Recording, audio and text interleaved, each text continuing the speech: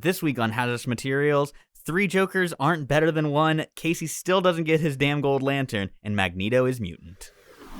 Warning.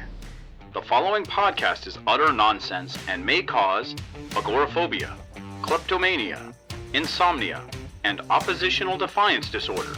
We are required by law to provide you with this disclaimer for hazardous materials.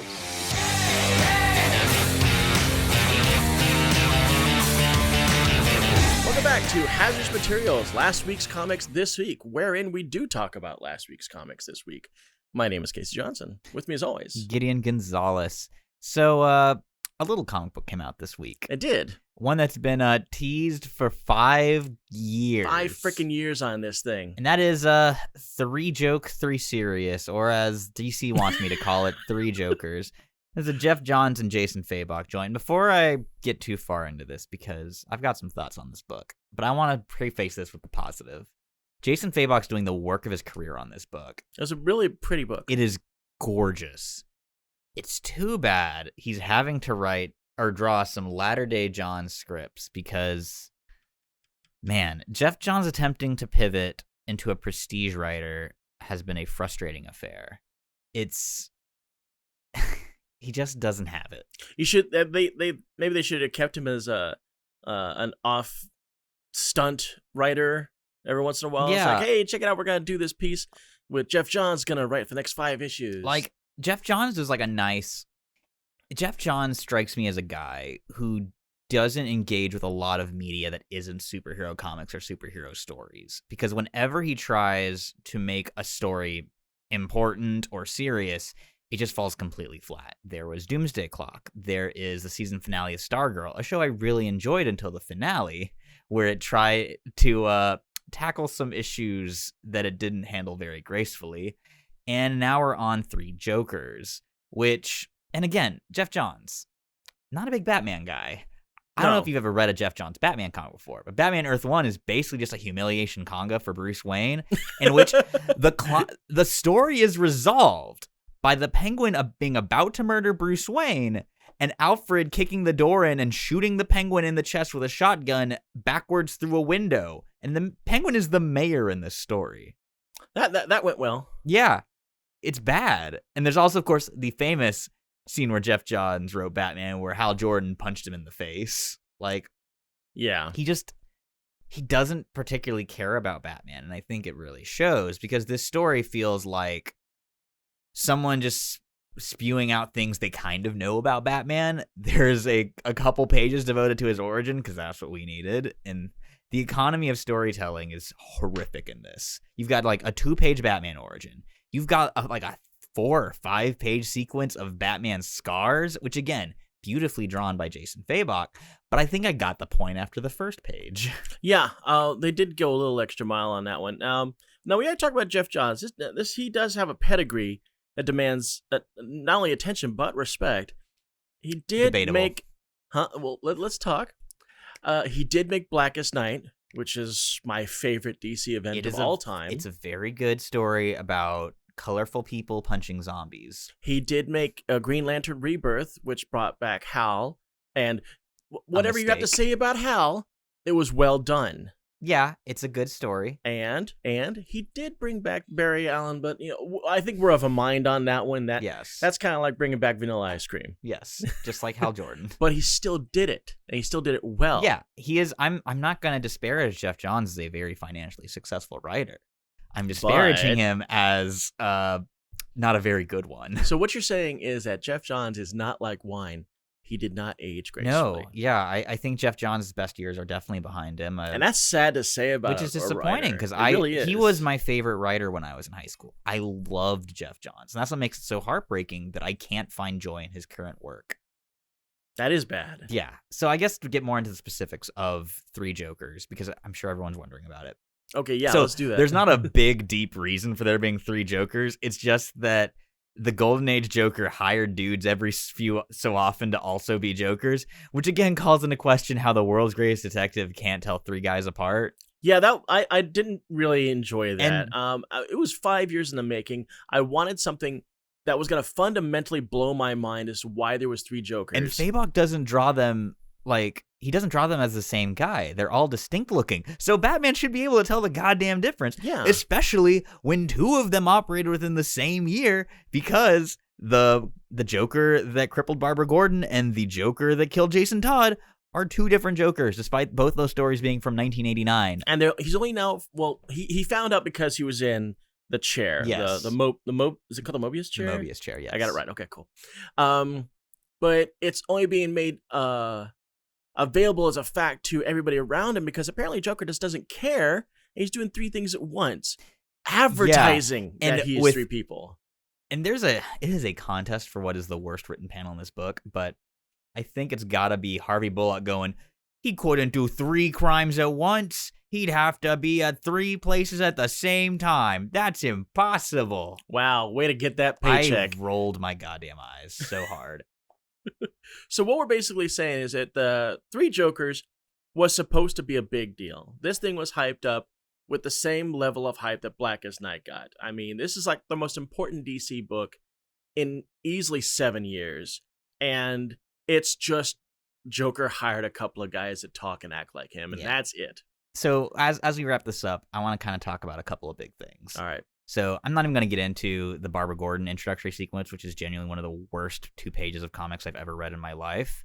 I want to talk about the ending, which was the only page I really enjoyed. Okay. So basically, the Bat Gang, which in this book is Bruce, Jason, and Barbara, track the Joker down, or a Joker, to Gotham Aquarium, where he's Jokerized all the fish, in an homage to the Laughing Fish, which kind of shows that Jeff Johns didn't either understand or actually read Laughing Fish, but that's a whole other discussion, a whole other kettle of fish, you might say. So, but basically, they've got the Joker tied up, and he mocks Jason Todd, and then Jason shoots him in the head. And so we're down to 2 Jokers now, 1 issue into 3 Jokers. Yeah, because that's all it really took, was them realizing there was 3, and then Jason going, oh, well, I guess if there's 3, it's okay for me to kill one. So he shoots him in the head, believing it's the one that killed him. Mm-hmm. And there's a beat panel, and then he goes, damn, I hope that was the right one. And I genuinely cackled. That was so... Because I was reading and I was like, damn, for a book that's got 3 Jokers in it, not a lot of jokes in this one. And then I was like, okay, there's a good one right there at the end. So yeah, 3 Jokers. If you got to spend your $6.99 on it, I guess go ahead, because Jason Fabok, again, drew his heart out for this book, but... If your love is for the Joker character and you feel a need to be completionist, because this is the biggest Joker story ever told, apparently. Can I mention my 2 predictions I have for this book? Go for it. So, first prediction. I think Jason Todd is going to get tricked into shooting Barbara in the spine and making her Oracle again, because that's just the perfect combination of absolutely tone deaf and executives thinking, that's what the fans want, that Jeff Johns is guaranteed to do it. I don't know. Where would you get such a... And here's the second point, because the HJIC, the head Joker in charge, says, we need to make a better Joker. Yeah, and I think for a Jason Todd is going to become the Joker at the end of this. And I think that's exactly why Jason Fabok and Jeff Johns have been playing coy about whether the book is in canon, because they want to gauge readers' reactions to it.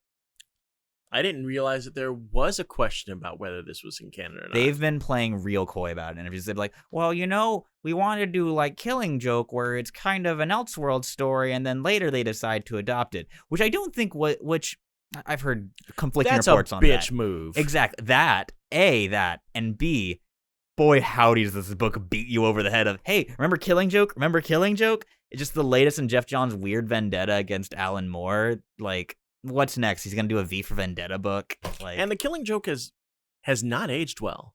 It really hasn't. A current public assessment of it in the times that we're in, it's problematic at best. As editor Len Wein said when Alan Moore asked if he could write it, he just said, "Yeah, cripple the bitch." So yeah, which wouldn't track very well in this time and age. It ain't great. Still an excellent Brian Boland showcase. Still some great stuff in there, but yeah, and people always say, well, then she became Oracle afterwards. Like, yeah, but that wasn't Alan Moore's doing. That was Kim Yale and John Ostrander and Suicide Squad. That was. There was no angle to do it to her. It tells you how low the stock of Batgirl was in 1989. That Suicide Squad, a book which, I'll remind you, listeners, was entirely about taking the characters that other writers didn't want. And they've made Oracle, and the rest is history. Yeah, like you said, when they said cripple the bitch, this basically mean they didn't care about the Batgirl character any longer because in their minds, she was a campy character. You know, Yvonne Craig's, yes, I know her name, huh? And who boy. Job as Batgirl kind of gave her a camp value that they felt, well, we don't really need her anymore. And, man, this is going to tie in really well to the ending here. DC Comics has been so insecure about being seen as silly or for kids. And that's what leads into stuff like Three Jokers, which has about the same depth as your average Silver Age comic, but has some swears and gore, so, you know, we don't make the 35-year-olds reading it feel guilty. Yeah. So, problematic book. Let's see where it goes from here. Although, it doesn't look promising. That was me venting my frustrations. Casey, you had some minor frustrations with Legion of Superheroes number 8, I understand? Yes, Legion of Superheroes number 8. This is a book that introduced a new lantern into the DC stratosphere, a completely new lantern 3 months ago, and has done shit with him since. He's been a background character. Sometimes I have to hunt for him. It's like, where's Waldo when I'm reading a Legion book? I'm like, okay, where's Gold Lantern? I didn't see him on the first go through. Let me slow down this book read. Oh, guys, tripped over my own word there. There he is in the background, doing nothing except looking. Now he's gone. Why the hell did they introduce this character like this? I don't understand it. DC readers, Lantern fans, when you introduce something like this, you've got to back it up with some story. You got to back it up with reasons why. You don't dick with the reader like this because it feels like they just didn't care. Well, in a lesson in managing one's expectations and reading solicits beforehand, Legion of Superheroes number 8 is my favorite issue of this series so far for a simple reason. I'm going to pick it up as well for number 9 because this is a jam issue, and I adore jam issues. Explain jam. A jam issue is a book where you have multiple artists contributing to one story. In this case, we have a different artist on every page. I'm going to go run them all down by name. Oh, shit. Here we go. You've got Doc Shaner, Jeff Lemire, Dustin Nguyen, Joel Jones, Mike Oming, Liam Sharp, Andre Arujo, Sanford Green, Cully Hamner, Yannick Paquette, Dan Hipp, David Mack, Derek Robertson, Dan Jurgens, Bill Quisevely, Fabio Moon, Mike Allred, Ryan Suk. Sorry, I wrote really tiny on here to get all these names on here. Alex Maleev, John Timms, and Duncan Rolu, who's an artist who I haven't seen in years. But yeah, it's just Bendis doing art showcases for artists that he loves and works with on the regular, and it's so fun. I'm not a big Legion guy, you know this, but I do love Pharaoh Lad. And I got to see Mike Allred draw Pharaoh Lad, and they show his Legion tryout, where he goes, "When I can turn my body into the hardest element in the universe, and I can hit people with it. You're in." There's a gorgeous David Mack page of Saturn Girl that I was just like, love David Mack's Daredevil. It's taking me back. You have Dan Hipp drawing a really fun block story. And this is all part of one bigger story. It's essentially just one big fight, and it's jumping through different characters, doing little flashbacks to their initiations. I'm assuming my boy Matter Eater Lad's going to get his page in number 9, because number 9 is also a jam issue. So. Oh, really? So, on my second review of this, after you told me what an important issue it was, because honestly, this is how I read Legion 8. Damn it! That's exactly what happened with Legion 8 with me. So you had to show me. I was like, oh, okay. All this other stuff was going on. Too bad none of those great artists were drawing Gold Lantern because he wasn't in this book. Casey, I'm always so thankful that I never have to own you because you will always own yourself. Legion Superheroes number 8, a really fun issue if you're not a Lantern fan. I was gonna say, if you're not even a Legion fan, if you just love great comic book art, this is a wonderful showcase of some of the best in the medium. Highly recommend. So next up on our list is we're switching to mutant mode now. It's going to soup mode. It's Hellions number 3 by Zeb Wells and Steven Segovia. We've adored every issue of this, but this one really dives into one of my all-time favorite underrated X-Men villains, Madeline Pryor, the Goblin Queen.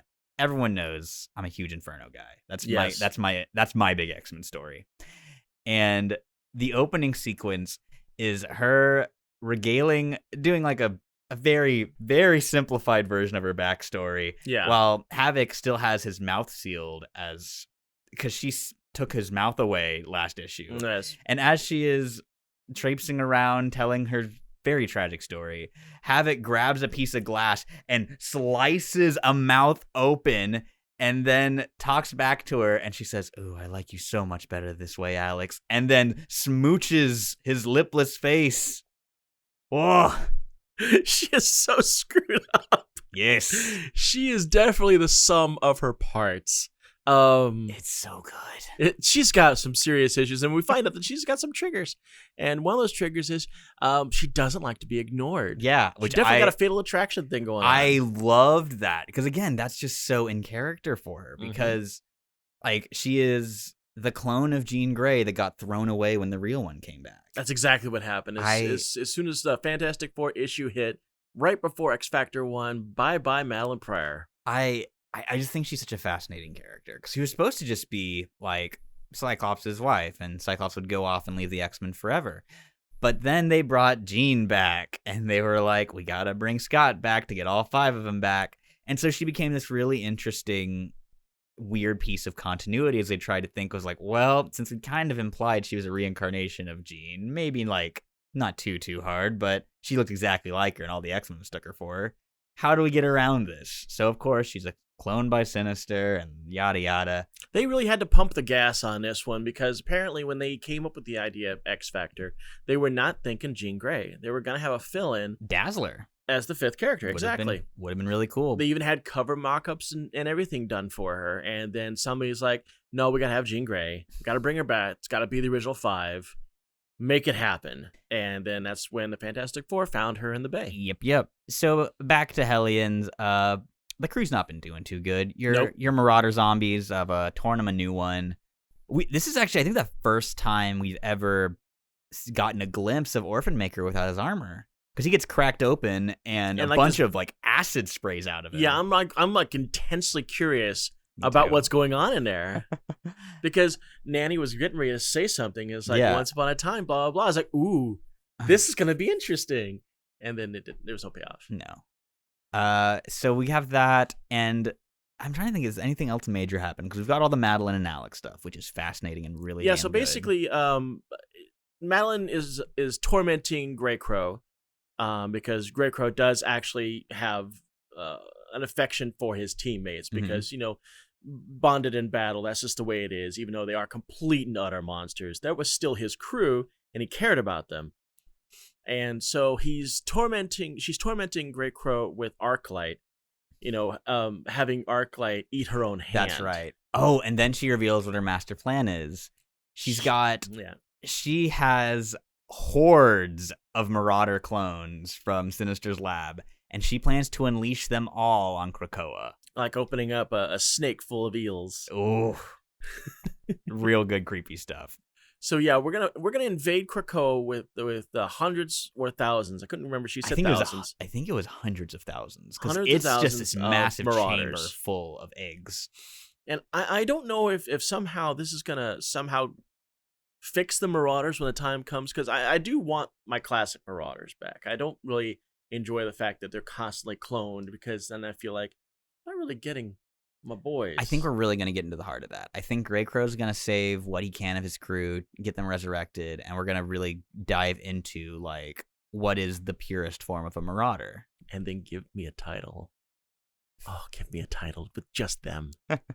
I will go crazy. Maybe someday you'll get your... Well, since Marauders is already taken, we can call it Mutant Massacrists. They also talk about the fact that some of the people back at Home Krakoa are uncertain about Psylocke running the team, because as the letter says, we have to remind ourselves constantly, that's not Betsy. Yeah, that's Quanon. Yeah, that's a hand assassin that Sinister has manipulated us into putting in charge of this. I think it's Beast writing those letters, but I really loved it, like, surprise, surprise, this is what Sinister had wanted all along. That's the way Sinister rules. Delightful. And so the issue ends with Psylocke, because she kind of got attacked by Wild Child last issue. And she bitch slapped him. She, psychic knifed him right in the brain and reset. And then he's like, now that I know who's in charge, I feel like I've got more clarity of thought.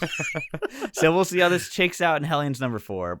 A contender for the best X book, but it's a very, very contentious title. And this, of course, takes us right into the other major contender, X Factor. X Factor #2 dropped, and oh my god, this is such a good book. Leah Williams almost always writes my favorite book whenever she's writing something, and this is no exception. And David Baldeon rejoining her from Gwenpool Strikes Back, again, killing it on art duties. His cartooning and physical comedy and expressions, A+. Yeah, there's a variant cover for this. It's really great. It showcases all the different characters and police lines everywhere, and it's very CSI/mutants, and I loved it.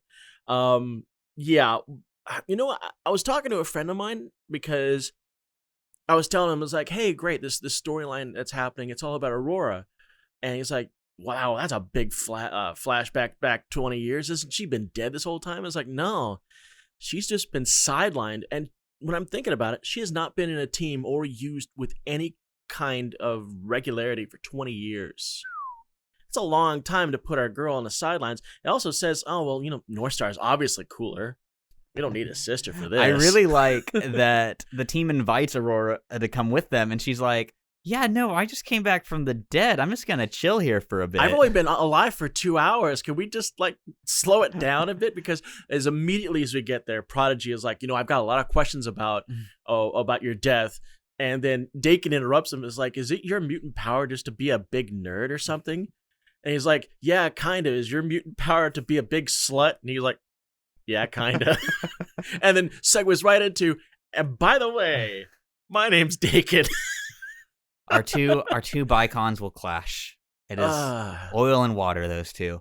But so we now get a mutant mystery that leads us to, I didn't expect this, but I'm delighted. I am too. The Mojoverse. Which has changed. Yes, it's now a streaming bit. It's no longer a cable TV bit.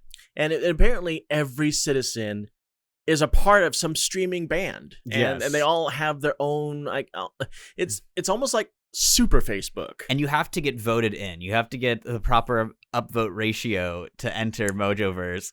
And there's a quick scene, and I love it, where everyone is like, oh, cool, it's the mutant mistress of magnetism. Yeah. It's Aurora is like, how the hell do people know about this? North Star's comment is, his eyebrows give me my fight or flight instinct.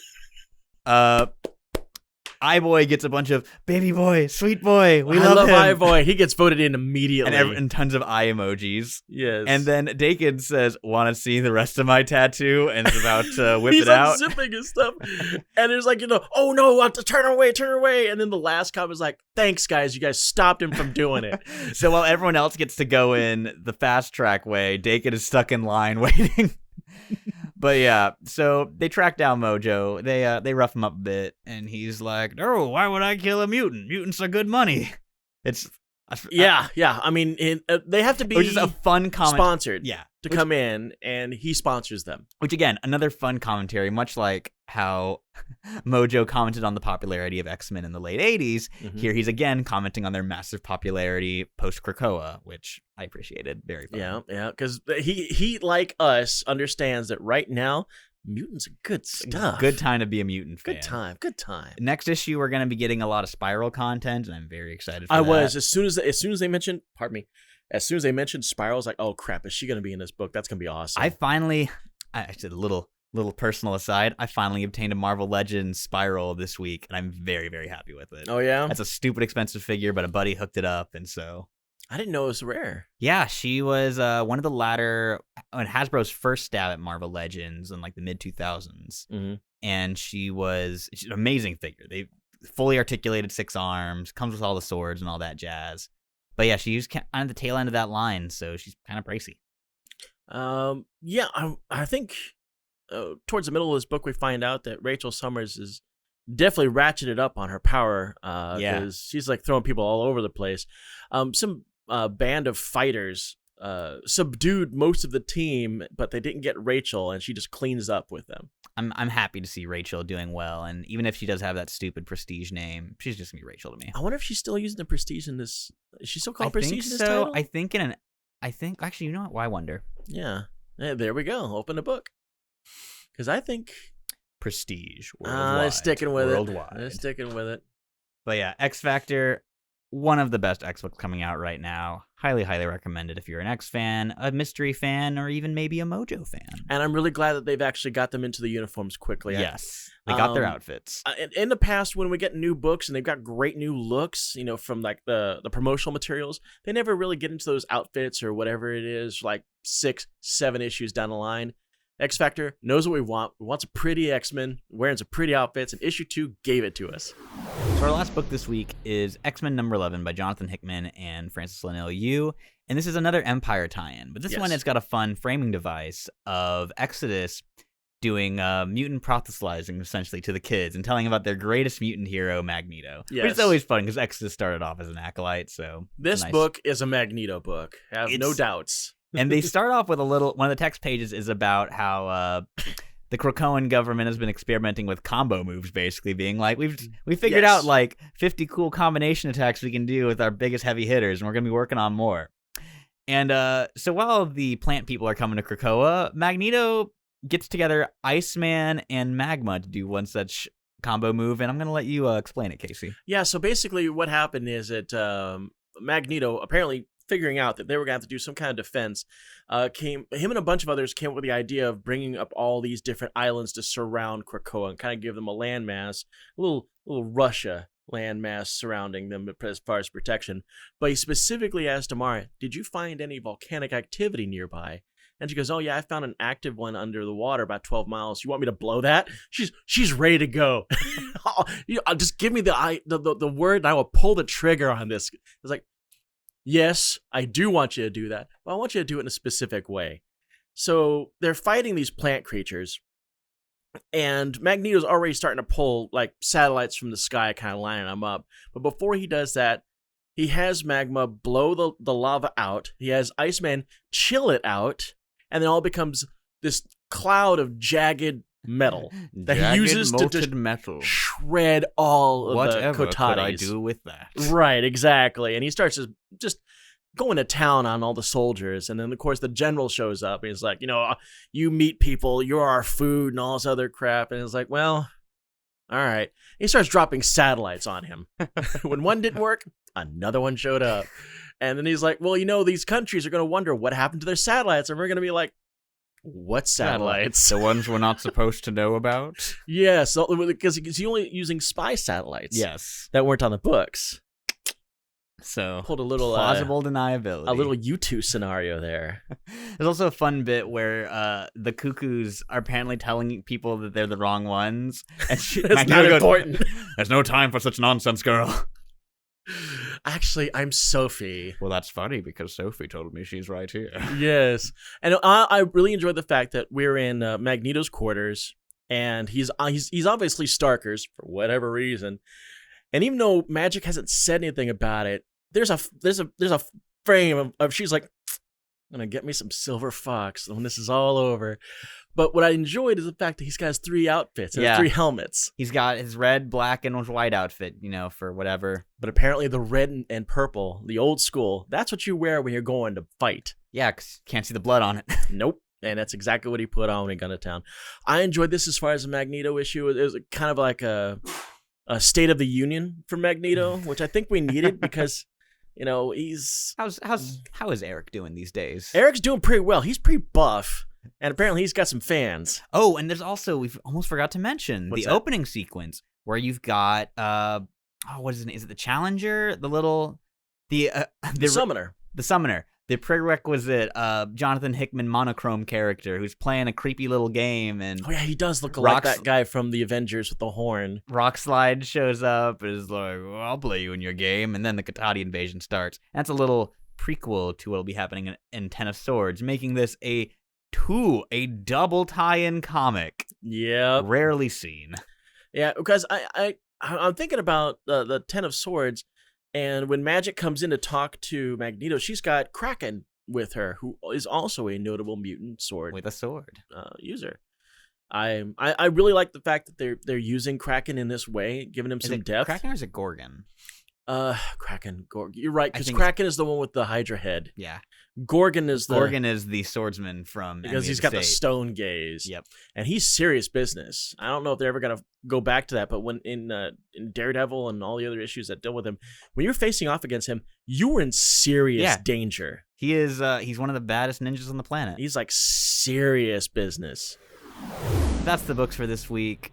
Make sure to give us the like, the subscribe, comment, ask us about books you want to see us cover in the future. Disagree with me on Three Jokers, let me know. I'm glad to explain my positions on that one. Check out our social links below. Again, give us comments, give us likes. We are eternally chasing that algorithm. So, Casey, you got anything else to add? I think you pretty much covered it. Yeah, you guys have a great one. We'll see you next Tuesday.